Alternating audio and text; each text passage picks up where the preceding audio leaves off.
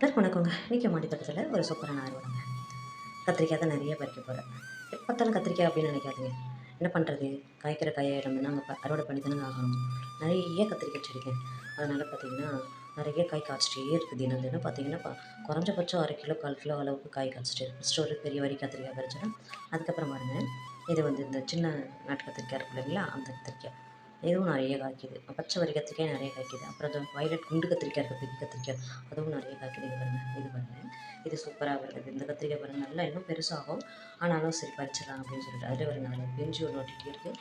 அதை டிஸ்டர்ப் பண்ணாமல், அது விழுந்துடாமல் மெதுவாக அதை கட் பண்ணி எடுக்கணும். அதுதாங்க டாஸ்க்கு. எப்படியோ கட் பண்ணி எடுத்துகிட்டு, அது ஒரு கையில் கேமரா ஒரு கையில் அறுவடை, ரொம்ப கஷ்டம் தான். அப்புறம் இங்கே பாருங்கள், இங்கே ஒரு வரி கத்திரிக்காய், பச்சை கத்திரிக்காய், இதெல்லாம் நல்லா இன்னும் பெருசு பெருசாக ஆகுங்க. ரொம்ப பெருசாக்கி என்ன பண்ண போகிறோம், பிஞ்சிலே இருந்தால் டேஸ்ட் நல்லா இருக்குங்க. அதனால தான் பார்த்திங்கன்னா வந்துட்டு ரொம்ப பெருக்கிறதுக்குள்ளவே பார்த்திங்கன்னா நான் வந்துட்டு எல்லாத்தையும் அறுவடை பண்ணுறேன்.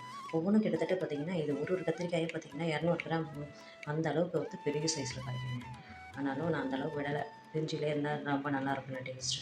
அதனால் எல்லாத்தையுமே இப்போ பறிச்சிடலாம்னு சொல்லிட்டு அறுவடை பண்ணுறோம்.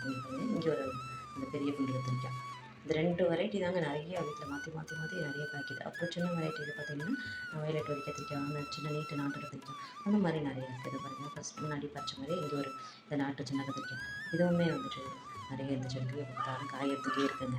அதுக்கப்புறம் பார்த்திங்கன்னா இங்கே ஒரு இதை பாருங்கள், இது வந்துட்டு இது ஒரு நாட்டு வெரைட்டி தான். இதுவும் பார்த்திங்கன்னா இந்த கத்திரிக்காய் வெரைட்டி எனக்கு தெரியுங்க, பேர்லாம் தெரியாது, பட் நிறைய காய்க்குது.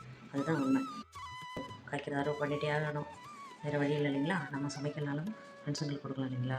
அதனால் கண்டினியூவாக பார்த்திங்கன்னா நான் எல்லாத்தையும் அறுவடை பண்ணிகிட்டே இருக்கேன். அதுக்கப்புறம் ஒரு வெண்டைக்காய் செடி வந்து குறைஞ்சிருச்சு. ஏன்னா ஜனவரியில் போட்டதில் வெண்டைக்காய் வந்து சீக்கிரம் முடிஞ்சிடும் இல்லைங்களா.